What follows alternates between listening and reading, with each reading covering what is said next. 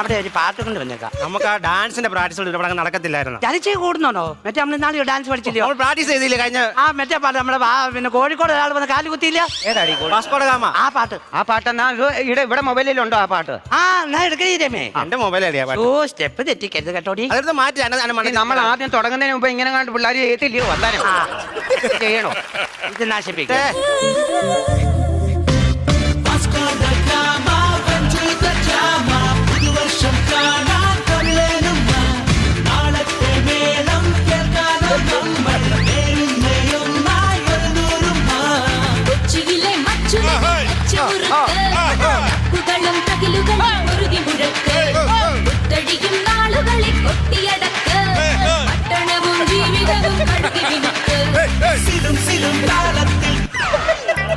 എന്താ പറ്റി?